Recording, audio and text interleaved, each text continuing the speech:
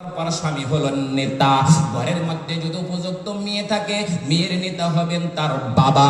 মেয়েরা যখন বলবো আল্লাহ আমি জাহান্নামে কদম দিতে পারবো না, আমার বাবাকে ছাড়া যাবো না, ওই বাবা তুমি 4 লক্ষ টাকা দিয়া হজ করার পরে দেখুন মেয়ের সম্মুখে আল্লাহ কাঠ গড়াইবে। কাঠ গড়ানোর সঙ্গে সঙ্গে কোরআনের মধ্যে আছে জাহান্নামীরা নেতাদেরকে এমন ভাবে পদদলিত করবে, না জাআলহুমা তাহতা কুদামিনা লিয়াকুনা মিনাল আসফালিন, এমন ভাবে পদদলিত করবে তাদের বুকের মধ্যে লাথি মেরে মেরে জাহান্নামে ফেলে দিবে। বলুন নাউজুবিল্লাহ। হে আমার তামার হাটের বাবারা, তামার হাটের মা বোনেরা, আপনারা ভালো করে শুনে রাখেন, মেয়েদেরকে দুনিয়ার মধ্যে বাবার বুকের মধ্যে লাথি মারার জন্য আল্লাহ পাঠাই নাই।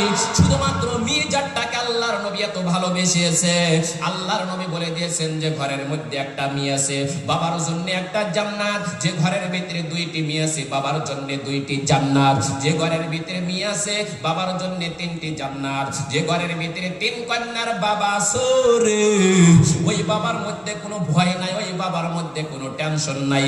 আল্লাহর নবী বলে দিয়েছেন 3 কন্যার পিতা আমি মুহাম্মদ সাল্লাল্লাহু আলাইহি সাল্লাম কিয়ামতের দিন একসঙ্গে জান্নাতে চলে যাব। এ মেয়ের বাবারা তোমাদেরকে পায়ে ধরে বলছে আমাদের কোনো ভয় নাই, আমাদের কোনো টেনশন নাই, কারণ বাবা একজন বাবার মৃত্যু যন্ত্রণা যখন উঠিয়া যায় আপনাকে দেখার জন্য হাজার হাজার মানুষ ঘর ভর্তি হয়ে যায়, যায় না নাই বাবাজি?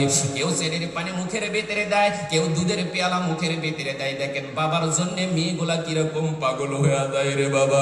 একজন মেয়ে যদি বলে আল্লাহ আমার বাবা কথা বলতে পারে না, আমার বাবা কি জন্য কথা বলতে পারে না, বাবা যদি দুনিয়ায় তিনি চলে যায় রে আল্লাহ আমি মেয়ে সহ্য করতে পারবো না।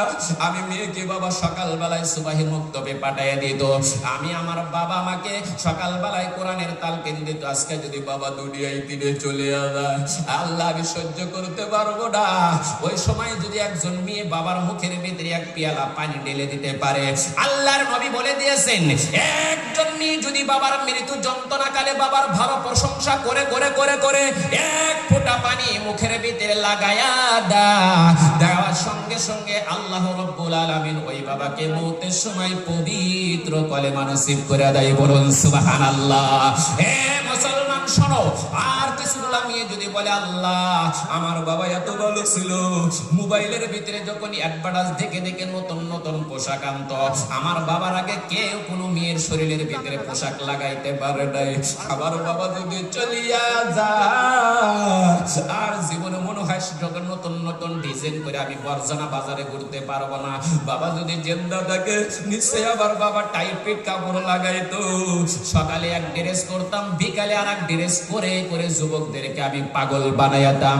হে বাবা তুমি 4 লক্ষ টাকা দামের হাজি, তোমার মতন হাজি সব গ্রামের মধ্যে কেউ নাই, তুমি যদি তোমার বাবার খারাপি প্রশংসা করে করে 1 ফোঁটা পানি যদি তোমার মুখের ভিতরে খারাপি মেয়ে দে দাও, আল্লাহর নবী বলছে ওই বাবাকে আম তাহবাত আমালাকুম সমস্ত নেক আমলগুলি বরবাদ করে দিয়ে ওই বাবাকে 3টি আকৃতি করে দুনিয়ায় ফিরে বিদায় করে দেয়। 3টি আকৃতির কথা শুনবেন কি বাবাজি? শুনবেন কি বাবাজি? 1 নম্বর হলো কোন ব্যক্তি যদি মৃত্যু যন্ত্রণাকালে জিহ্বায় কামড় দিয়ে দিয়ে দুনিয়ায় তিনি বিদায় হয় না নাই বাবাজি? 2 নম্বর বাবা মৃত্যু যন্ত্রণাকালে কিছুগুলা মানুষ পেশাব পায়খানা করে করে দুনিয়ায় তিনি বিদায় হয় না নাই বাবাজি? 3 নম্বর বলা হয়েছে কিছুগুলা মানুষ মৃত্যু যন্ত্রণাকালে হাতগুলা বেঁকা করে চোখের পানি ঝরনার মতন ছেড়ে ছেড়ে দুনিয়ায় তিনি বিদায় হয়ে যায়। এবার নবীজি বলে দিয়েছেন একটা লক্ষণ সবচাইতে ভালো রে, পৃথিবীর জমিনের ভিতরে কোন ব্যক্তি যদি মৃত্যু হয়ে যায়, মৃত্যু হওয়ার পরে লক্ষ্য করে দেখবেন পাশের তিনি 10 মিনিট পরে তার মাথায় তিনি পা পর্যন্ত দেখবেন আল্লাহ তাআলা হলুদ রঙের চেহারা বানায়া দেয় না নাই বাবাজি? এই বউটুকার ভিতরে আমরা যারা বসে আছি মৃত্যুর পর হলুদ রঙের চেহারা চাই কি চাই না বাবা? হাতটা তুলে দেখা যায়, চাই তো নাকি? ইনশাআল্লাহ নারে তাকবীর, আল্লাহ তুমি কবুল করো। এই বউটুকের ভিতরে যারা বসে আছে আল্লাহ সব বান্দার তামাম জিন্দেগির গুনাহগুলি তুমি মাফ করে দাও। বলুন সুবহানাল্লাহ। এবার আজকে তামার হাটের ভিতরে আপনাদের বড় যারা অঞ্চলে এটা ধর্মীয় জলসা না রে বাবা, আজকে দেখেন সাবানদের